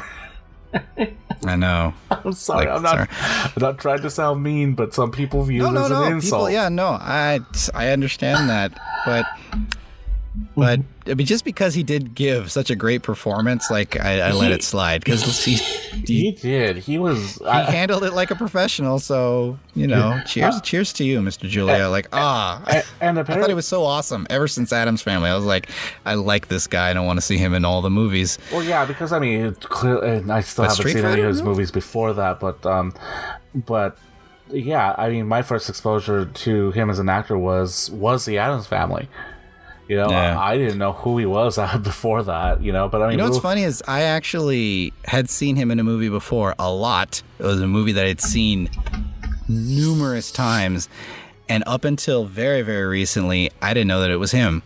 Which one was that? Batteries Not Included. Really? Yeah. And you watched that movie religiously. Oh, I forget how, but somehow I wound up with a free DVD copy of it within the last couple of years, and that's how I found out, because I looked on the back of the box and saw his name on it. I was like, wait a minute, does he play that guy? Is that him? Wow. And I guess so. Well, I didn't know. And yeah, I watched that movie all the time. I had no idea. When Addams Family came out, I didn't know it was the same dude at all.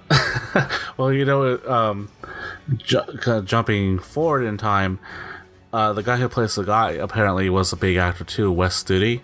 Oh, that's right. Yeah, Geronimo. Yeah, Geronimo, totally, dude. Wes Studi, and he's in Mystery Men too. Yeah, I was about to say he's in Mystery Men, and he was in that Dances with Wolves. He was in a lot of stuff back then. He doesn't do much anymore. Yeah, I mean, those totally Wes Studi. I can't believe I forgot him. Those are the movies I can remember. And then everybody else, I had no idea who the hell they were. I remember Captain Sawada because he was so important. So important they put him in the game. Yeah, exactly. Based on the movie, based on the game. Well, you know, there's two versions of this game, right? Real film on film. Yeah, well, real film on film. Yeah, real battle on film. There is the home console versions, and then there's the arcade version that tries to play more like Mortal Kombat. And for the longest time, I was wondering, why do they always make fun of the pronunciations? Because I remember the pronunciations sounding pretty accurate in the home console versions. Apparently, in the arcade versions, they butcher the names of all the special moves in there. Oh, wonderful! Like you know, they say it how they don't say it phonetically. They say it how they think it sounds. So like, you know, it's like the whirlwind Tatsumaki. You can probably say it better than I can. Yeah, sure. Tatsumaki Senpukak. Yeah, he this Dazumaki Zambukik. You know, like, oh, it's just bad. Did I ever send you those videos on YouTube? Which one? God, I forget his name right now. He's a comedian. He has a show on TBS, and he does these skits. No. I said a funny comedian. I guess I should have been more specific. Go on. He would do these skits where he's playing like an HR guy for like the Street Fighter games, and so the Street Fighter characters have to come in because HR's always got like some weird issue with them before they start the tournament. So there's one episode where he's interviewing Ryu, and he's like, "Well, the standards and practices is kind of curious as to the words that you'll be shouting out when you say your moves. So can you just like say the words to me and like explain what it means?" And he's like, "Okay, well, when I do my fireball, I say Hadouken." And he's like, "Okay, well, that's cool." He's like, and then when I do my uppercut, I say Shoryuken. I was like, "Oh, okay, that's cool." And when I do my hurricane kick, I say, "That's and he's like, "What?" Wait, can you say that again, please? He's like, "It's a target."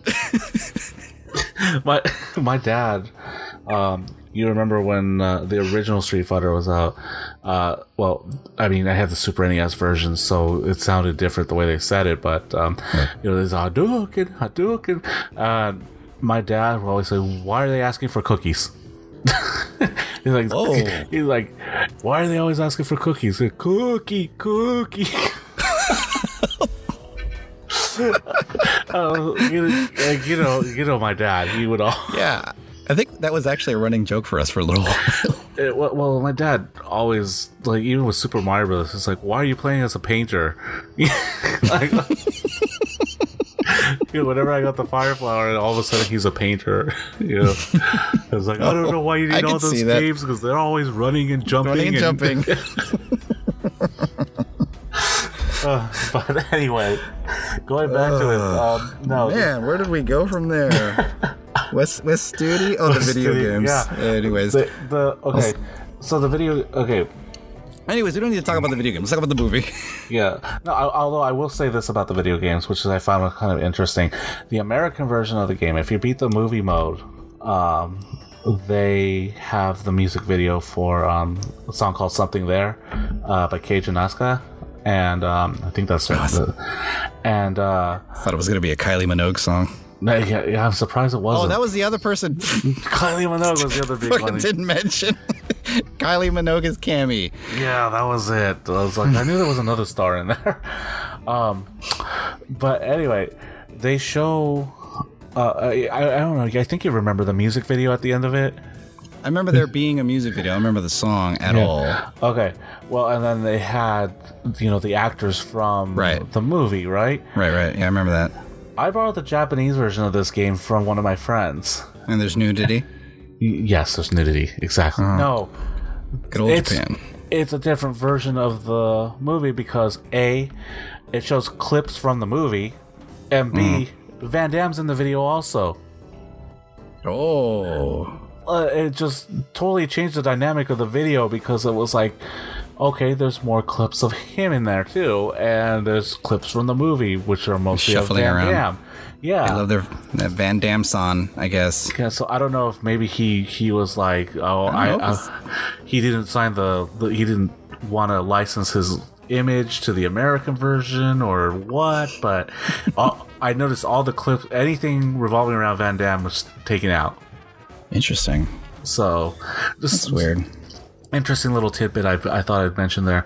But going back to it, the movie itself probably would have been better if it had been based off of if they had looked at source material as far as like maybe not so much the game, but if they had taken a look at the animated movie, because I think the animated movie came out first, that probably would have been a better starting point, because then they could have gotten a better idea. I mean, yeah, totally. The game's real disjointed. You actually, if you were coming into it fresh, you wouldn't know who the main character is. You would assume there is none. Right.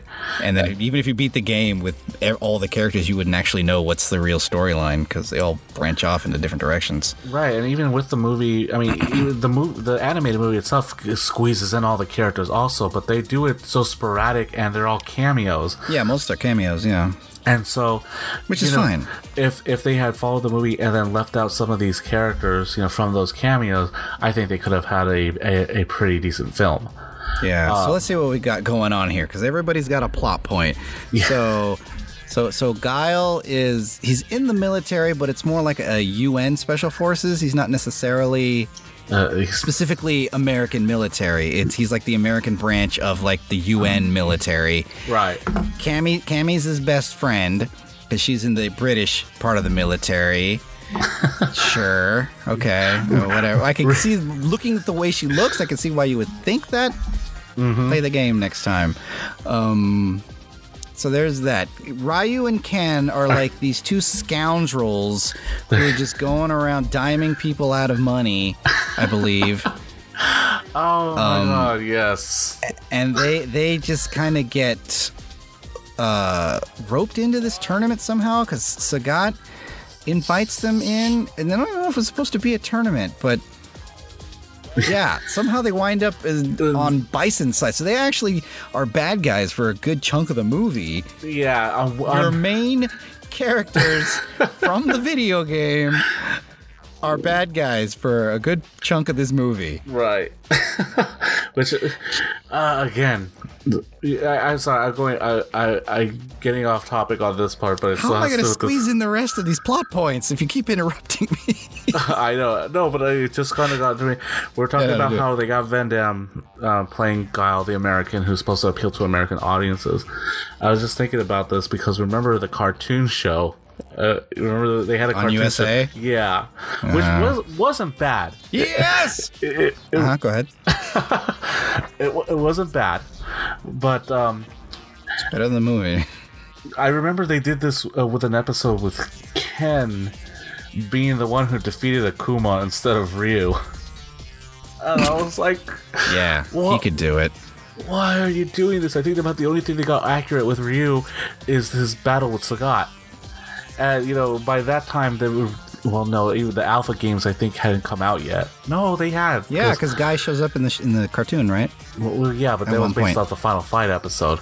But, really? Yeah, but I remember Sakura was in one of the episodes and everything. Oh, yeah. But by that time, they were evolving Sagat's character, but they still made him the evil Shadow Lu person, which, going off on another tangent, I just realized that they totally did an inconsistent thing with Eagle's storyline in Street Fighter Alpha 3, and they made Sagat the bad guy Shadow Lu again, which he was actually not really going for that at that point.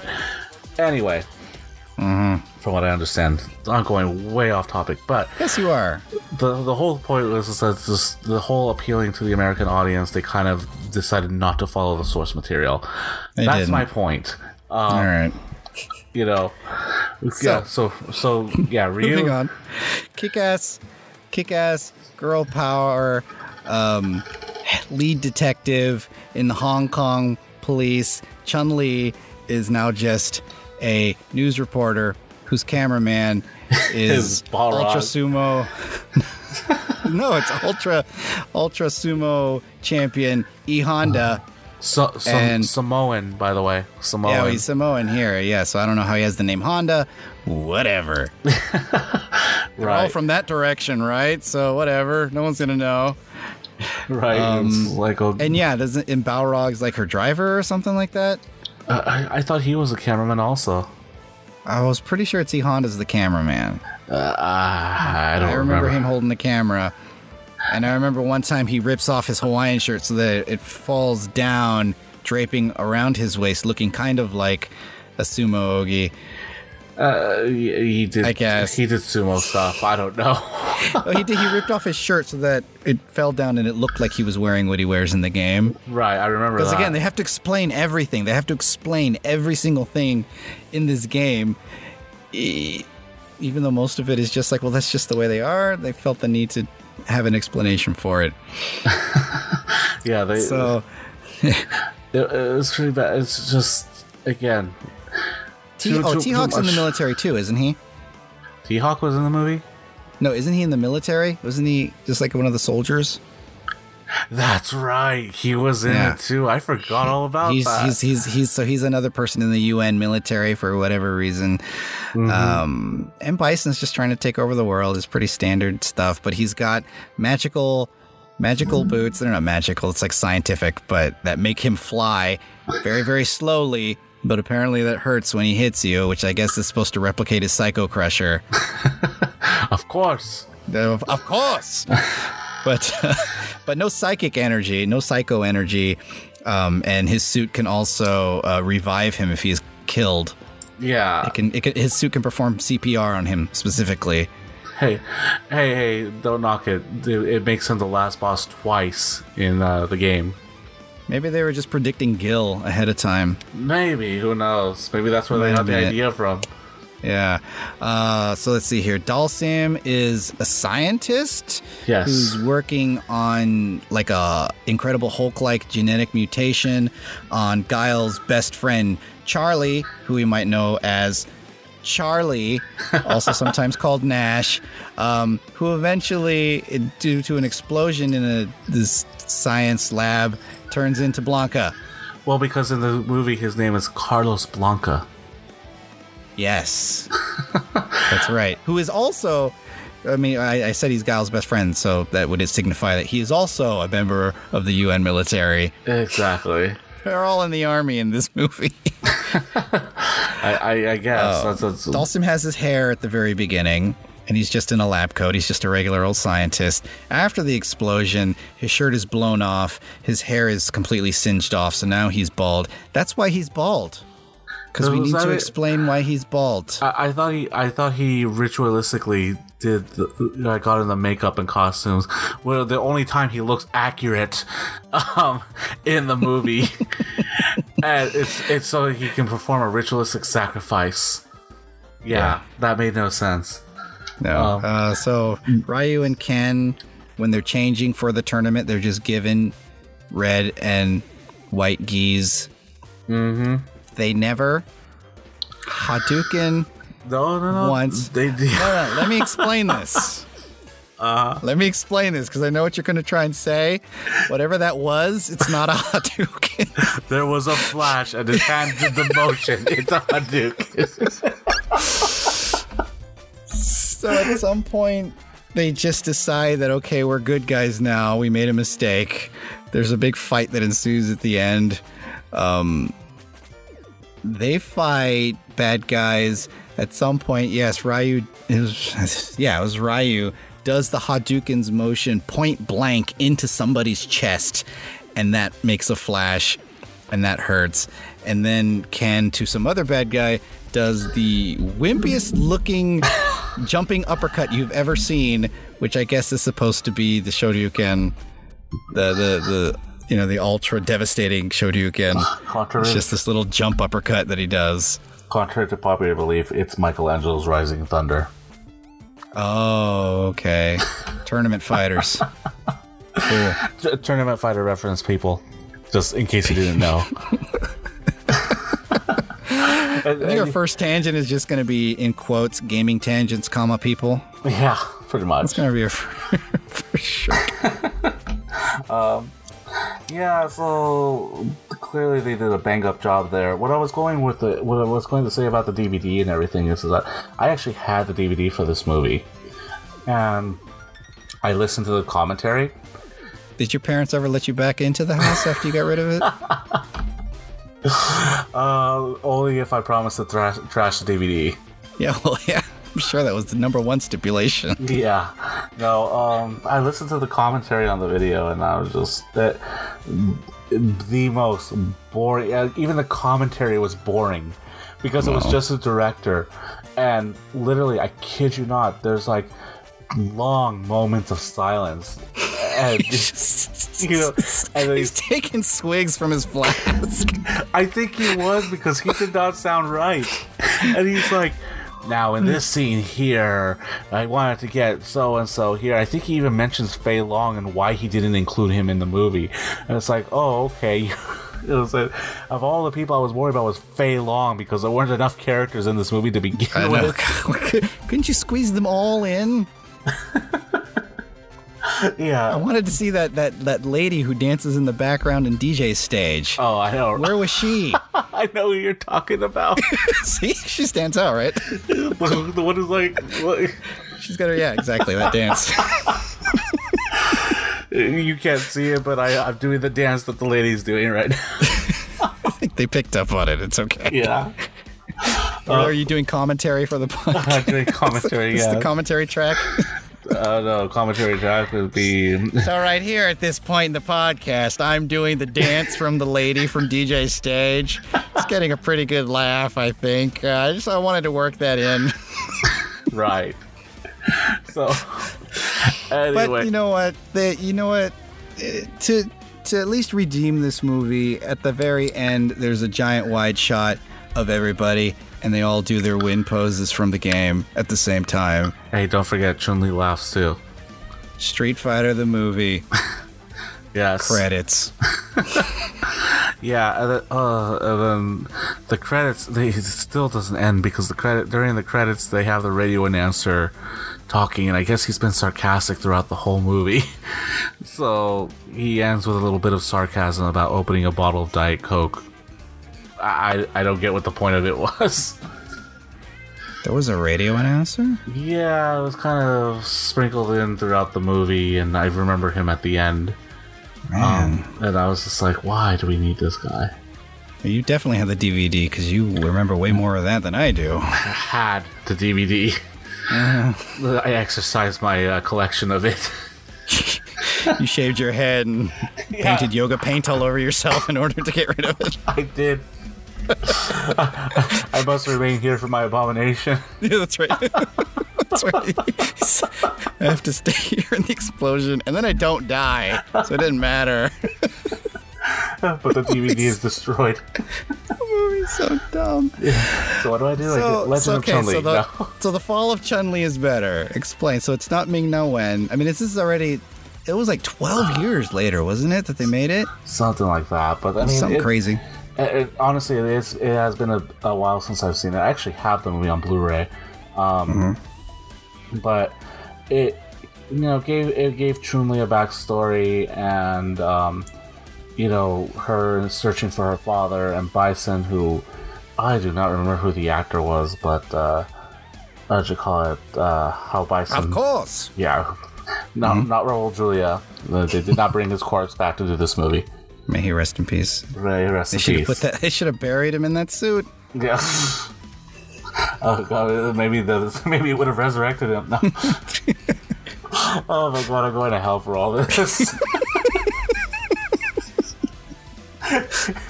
Anyway,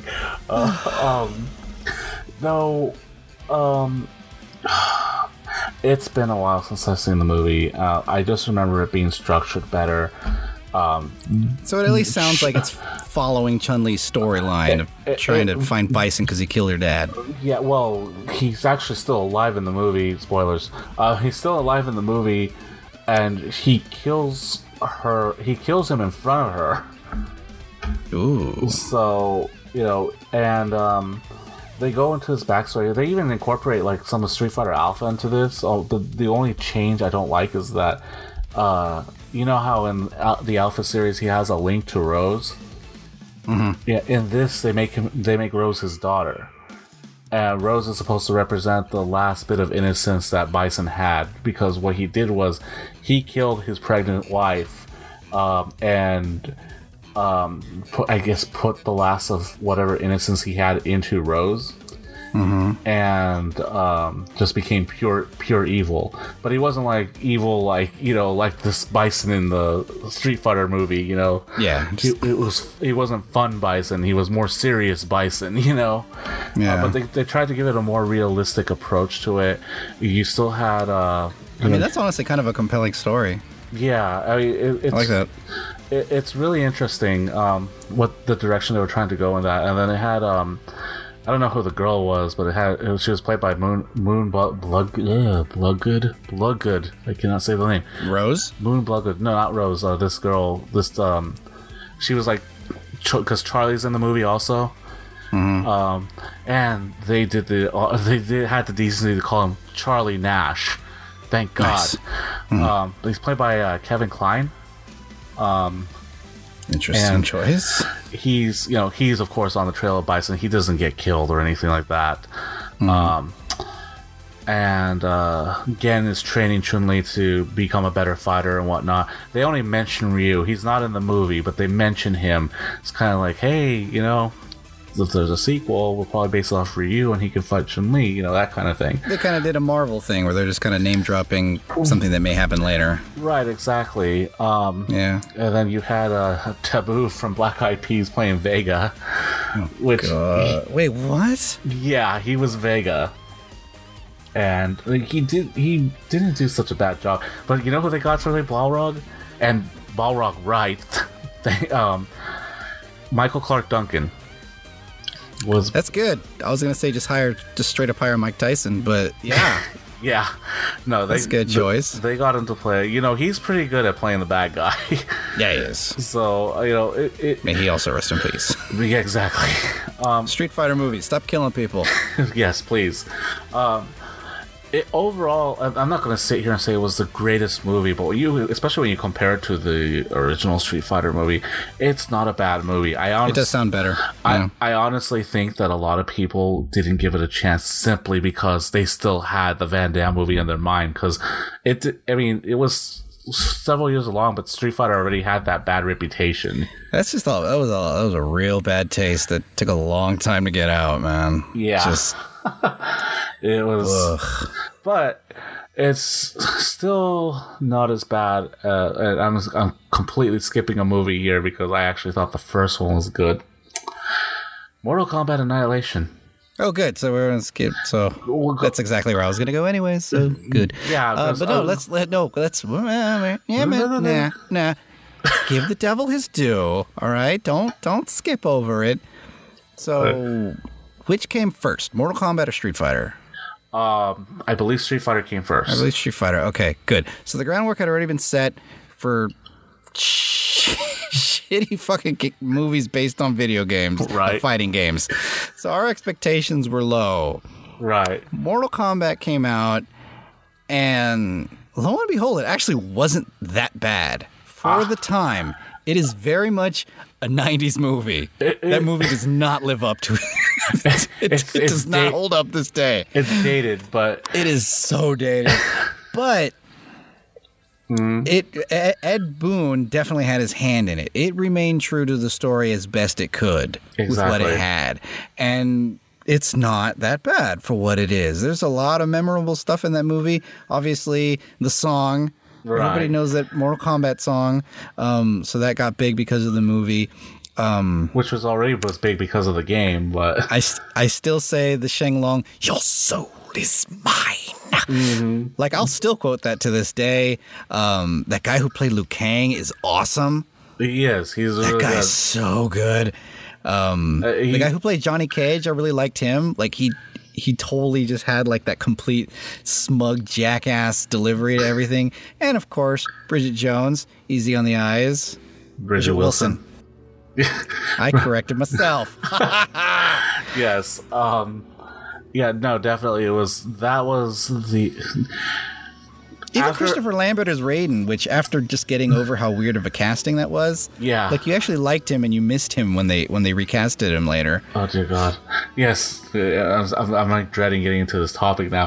But well, let's talk about this movie first, because despite its faults, pretty good. Yeah, there was a car in the background where Johnny Cage is fighting Scorpion. I will never forget when you pointed that out to me. Did I? I'm the one that pointed it out to you? You pointed it out to me. I don't remember, because that's actually a scene I was just thinking of right now, going back to our Street Fighter conversation, where it's like, yeah, they put all the characters in it, but a lot of them are just cameos. Yeah. Like Scorpion and Sub-Zero, they just come out to fight at one point, and that's the last you see of them. They kept it to a minimum. Yeah, and it was brilliant, too, because that storyline is deep. Right. Those two. So just kind of just cutting that all out and making them just these ninja assassins with special powers has made it all the more intriguing. Right. And those was a good fight. Now again, they're still kind of doing the whole like let's explain everything thing. So like Scorpion's what do you want to call that? It's not a spear, but the rope spear move, the get over here thing. Get over here. Yeah. Like we all just kind of assumed he just had one hidden on him, I think, playing the games. But in the movie there, they explain that it comes out of the palm of his hand. Right. Like his hand opens up and it comes out. Like you don't have it took them so long to stop doing weird stuff like that, where they just had to explain the video game rules to everybody. Mm-hmm. And so it couldn't just be a ninja with hidden weapons. It was that when he threw out his hand and the rope went out, it's because it's coming out of his hand. Well, I think for that part... Why? Honestly, I think for that character it made sense, though, because it's like, okay, how is he going to do that? He's a ninja. Well, yeah, he's a ninja, but I mean, like, where does that come? Yeah, okay, It doesn't matter. Where do ninja stars come from usually when you're fighting a ninja? Nowhere. They just end up on the wall behind you. Right. Because they're ninjas. Yeah. Or on you, otherwise you're not a true ninja. It's a boring movie, sure. But yeah, no. But at least they added to it, though.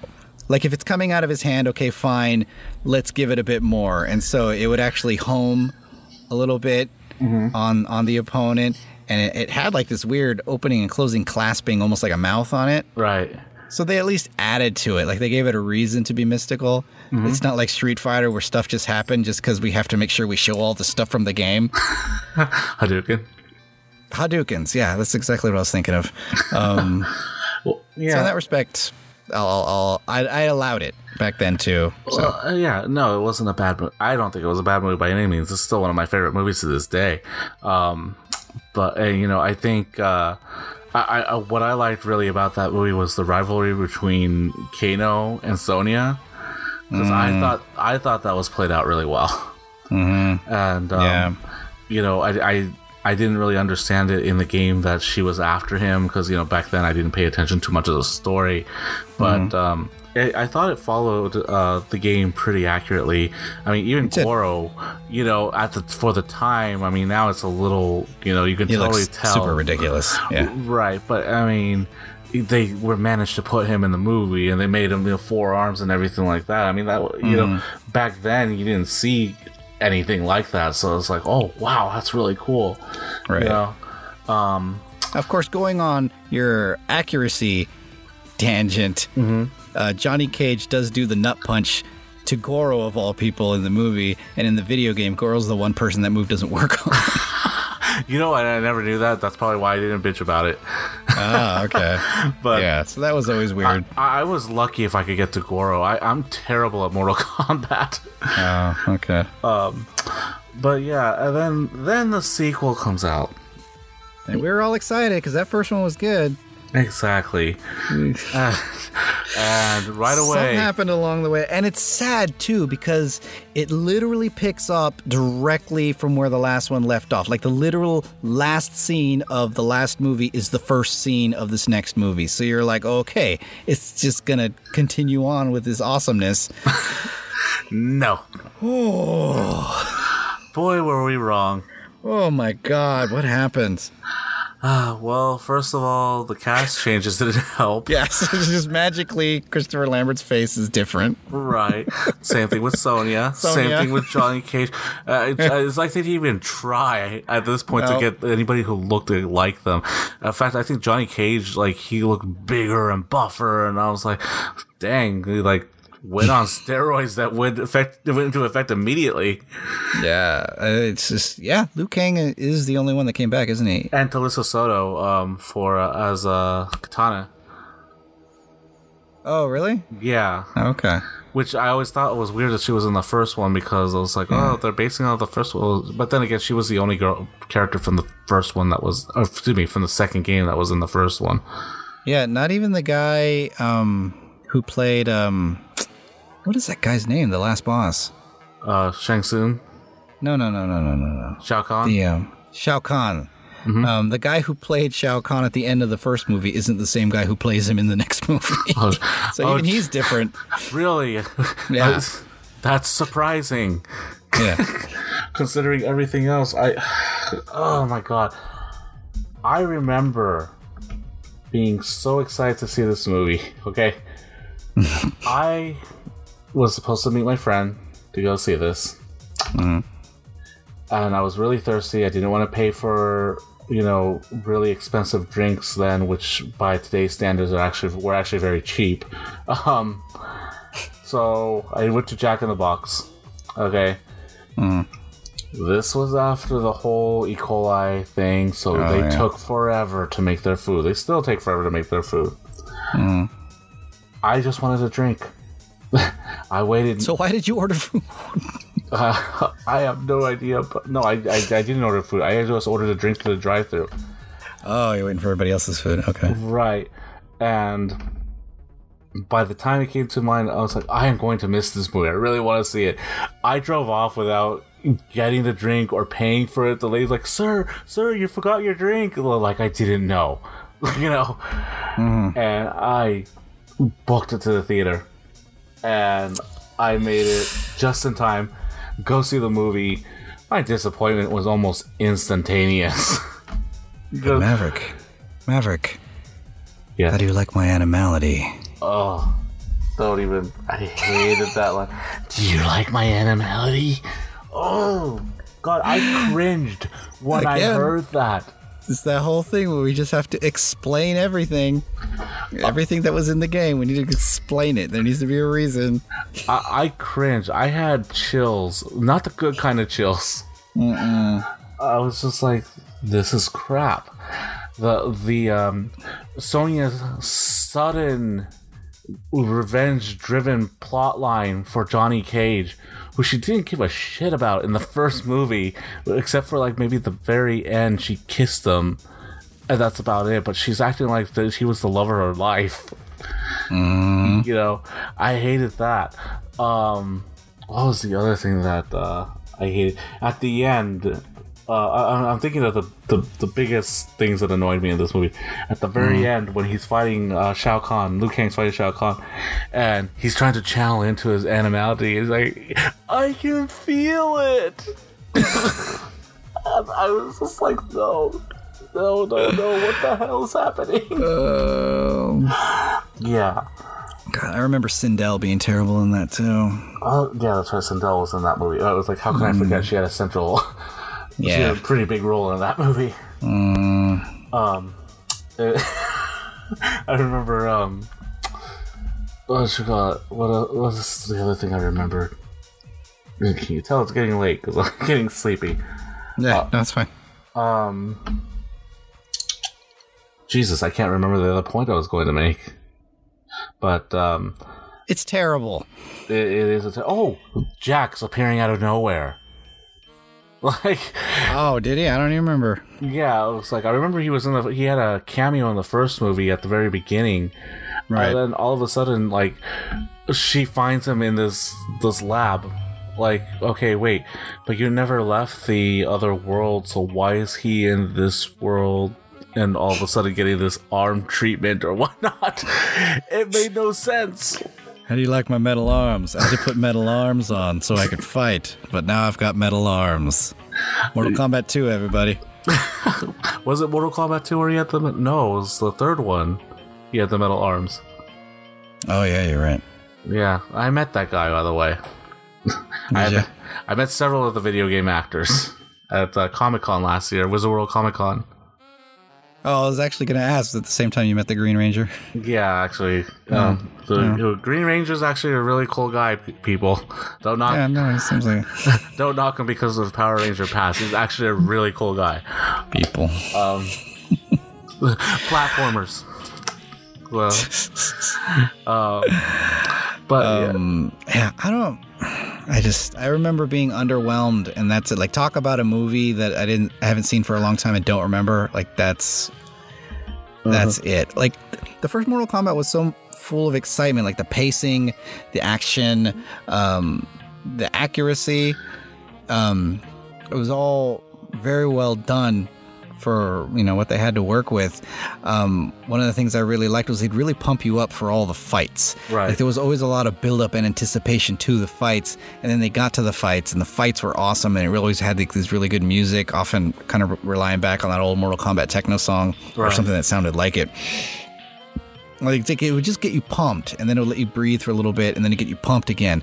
Whereas this second movie was just like, it was a lot more of that, let's just explain stuff from the video game, and here's some fights every now and then, and let's explain some more stuff from the video game. Yeah. No, it didn't work, and I don't even have much to say about it, because really those are all the key things. There was nothing to it. So, I would honestly rather watch Mario Brothers again than watch that. Well, I was going to say you poor soul, but you know what? I'd probably join you in that. Yeah.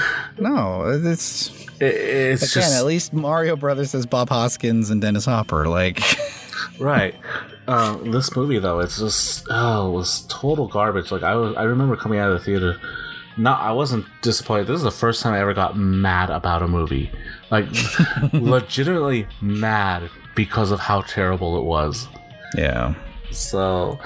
I don't know. I mean, I can't think of a whole lot of stuff because, you know, you just watch watch Nostalgia Critic's review of the movie. That pretty much summarizes how I feel about it.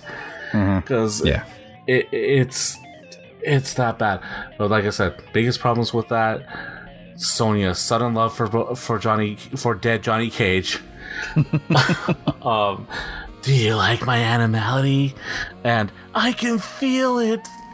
Oh, God. Cringeworthy moments. Ingrained into your soul forever. Oh, yeah. Your soul is theirs. Pretty much. Oh, man. And on that fatality of our senses, I think time to put a fork in her. This is a good conversation, though. Shall continue it next week. Probably one of our funnest ones. We could.